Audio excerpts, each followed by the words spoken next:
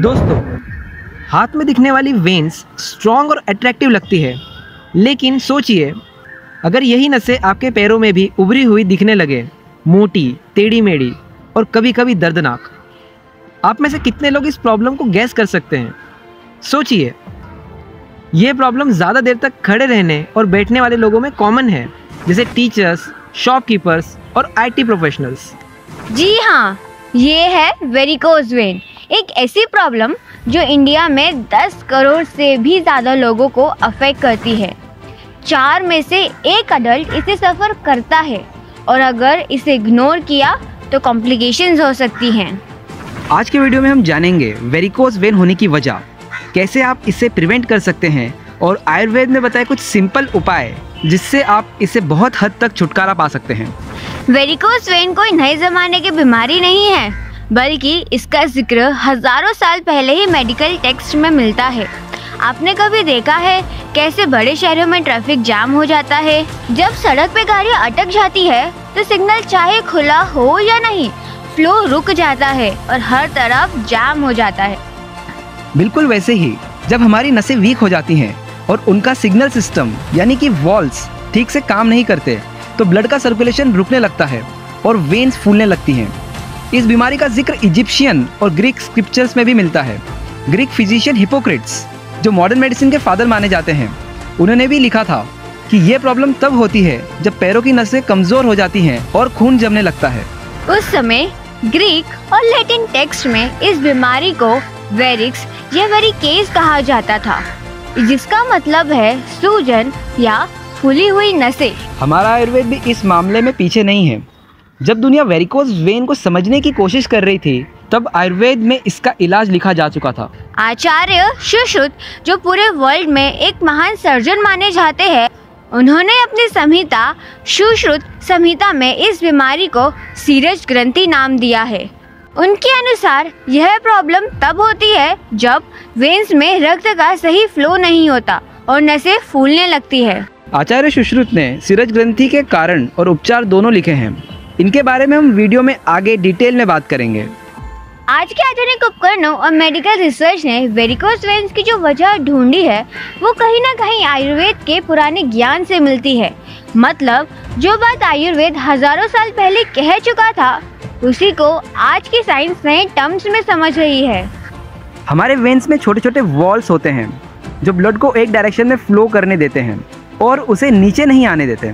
जब ये walls week हो जाते हैं या डैमेज हो जाते हैं, तो ब्लड वापस नीचे गिरने लगता है और वो ब्लड नीचे कलेक्ट हो जाता है। ये एक्स्ट्रा ब्लड वेन्स में जमा होने लगता है, उन्हें फुला देता है और धीरे धीरे नसें मोटी और टेढ़ी मेढ़ी हो जाती हैं। अब तक हमने समझा कि वेरिकोज वेन क्या है, लेकिन असली सवाल ये है कि ये होता कैसे है। आखिर ऐसा क्या होता है जो नसें वीक हो जाती हैं और ब्लड जमने लगता है? अगर आप उन लोगों में से हैं जो दिन भर एक ही पोजीशन पे या तो बैठे रहते हैं या फिर खड़े रहते हैं, तो आप वेरिकोज वेन के हाई रिस्क पर हैं। ज़्यादा देर तक खड़े रहने से ब्लड का फ्लो ग्रेविटी की वजह से पैरों में जमने लगता है। जैसे जैसे प्रेशर बढ़ता है, वेन्स के वॉल वीक होने लगते हैं और धीरे धीरे नसें फूलने लगती हैं। वहीं अगर आप ज़्यादा देर तक बैठे रहते हैं तो लोअर बॉडी का ब्लड सर्कुलेशन स्लो हो जाता है। इस वजह से ब्लड वेन्स में ही अटका रह जाता है, जो टाइम के साथ वेरिकोज वेन्स का रीज़न बन जाता है। इससे बचने के लिए हर 30 से 40 मिनट में थोड़ा मूव करें, चाहे आप बैठे हो या खड़े। अगर आपको लंबे टाइम तक खड़े रहना पड़ता है तो वेट को शिफ्ट करते रहें। ज़्यादा नमक सिर्फ ब्लड प्रेशर को नहीं बढ़ाता, बल्कि वेरिकोज वेन्स का भी कारण बन सकता है। सॉल्ट पानी को अपनी तरफ खींचता है, जिससे वेन्स में वाटर रिटेंशन होती है। वेन्स फूलने लगती है, स्वेलिंग बढ़ती है और वेन्स पे एक्स्ट्रा प्रेशर बढ़ता है, जो वेरिकोज वेन्स को कॉज करता है। वेरिकोज वेन होने से पहले आपका शरीर आपको कुछ सिग्नल देना शुरू कर देता है। अगर समय पर इसे समझ लिया जाए तो आप इस प्रॉब्लम को बढ़ने से रोक सकते हैं। बिना किसी वजह से पैरों में भारीपन या थकान महसूस होना, यह भी इस बात का सिग्नल हो सकता है कि आपकी वेन्स ठीक से काम नहीं कर रही हैं। जब ब्लड वेन्स में अटकने लगता है तो पैरों में प्रेशर बढ़ने लग जाता है, जो हैवीनेस और टायर्डनेस का रीजन बन जाता है। रात को सोते समय पैरों में क्रैम्प्स या अजीब सी बेचैनी होना वेरिकोज वेन की वजह से होने वाले पुअर ब्लड सर्कुलेशन के साइंस हैं। अगर आपको ये रेगुलर बेसिस पे हो रहे हैं तो आपको सावधान हो जाना चाहिए, क्योंकि ये वेरिकोज वेन के अर्ली साइन हो सकते हैं। जब वेन्स में ब्लड प्रॉपर्ली सर्कुलेट नहीं कर पाता तो फ्लूइड टिश्यू में जमा होने लगता है, जो स्वेलिंग का रीजन बन जाता है। ये स्वेलिंग मोस्टली दिन के एंड तक बढ़ जाती है, स्पेशली अगर आप पूरे दिन बैठे या खड़े रहे हैं। शुरू में वेन्स सिर्फ हल्की ब्लू या पर्पल दिखती हैं, लेकिन टाइम के साथ ये प्रोमिनेंट हो जाती हैं। अगर आप अभी भी इग्नोर करते हैं तो ये वेन्स धीरे धीरे मोटी, टेढ़ी मेढ़ी और पेनफुल हो सकती हैं। ग्रीक मैथोलॉजी में एक योद्धा था, फिलोक्टेट्स, जो हरकुलिस के डिवाइन तीर धनुष का मालिक था। ये तीर बिना चुके सीधे लक्ष्य भेदने वाला माना जाता था, लेकिन जब ट्रोजन वॉर के लिए जा रहा था, एक जहरीले सांप ने उसके पैरों को काट लिया। इसके बाद उसके पैरों में एक क्रॉनिक घाव बन गया, जो लगातार दुख और सूजन देता रहा। उसका पैर ना सिर्फ लाल और मोटा हो गया, बल्कि उसमें से बदबू भी आने लगी, बिल्कुल वेरिकोज वेन के सीवियर अल्सर की तरह। वुंड बराबर हील नहीं हो रहा था और चलने में भी दिक्कत होने लगी। इस वजह से उसके अपने उसे एक आइलैंड पर अकेले छोड़ाए, क्योंकि उन्हें लगा कि यह अब किसी काम का नहीं है।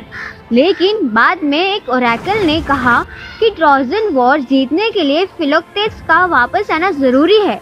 जब उसका सही इलाज हुआ, तभी वो फिर से लड़ने के लायक बना और जीत में मदद की। जैसे फिलोक्टेट्स का घाव छोटा था, लेकिन ध्यान न देने पर बुरा हाल हो गया, वैसे ही सीवियर वेरिकोज वेन के पेशेंट में वेनस अल्सर कॉमन होता है। ये अल्सर पेनफुल होता है और इन्फेक्शन होने का भी रिस्क होता है। ये ज़्यादातर एंकल के आसपास डेवलप होता है और हील होने में काफी ज्यादा समय लेता है। समय के साथ वेन्स इतनी वीक हो जाती है कि छोटी सी इंजरी भी एक्सेसिव ब्लीडिंग का कारण बन जाती है। फीमेल्स में वेरिकोज वेन होने के चांसेस मेल के कंपैरिजन में 2 to 3 टाइम्स ज्यादा होता है। इसके पीछे हार्मोनल, बायोलॉजिकल और लाइफस्टाइल फैक्टर बड़ा रोल प्ले करते हैं। 80% प्रेग्नेंट वुमेन में वेरिकोज वेन डेवलप होते हैं, जो कुछ केसेस में डिलीवरी के बाद ठीक हो जाते हैं, पर कई केसेस में परमानेंट बने रहते हैं।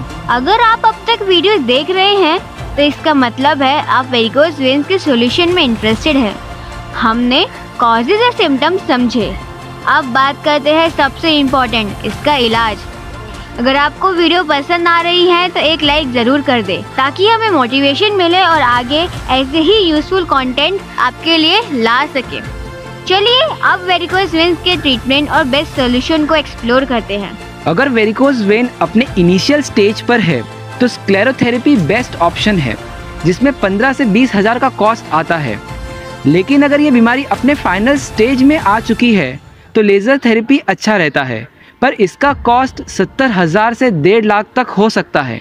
पर गाइस, इन दोनों ट्रीटमेंट के कुछ साइड इफेक्ट्स भी है, जिन्हें जान लेना जरूरी है, क्योंकि हर मेडिकल प्रोसीजर के साथ कुछ ना कुछ रिस्क होते हैं।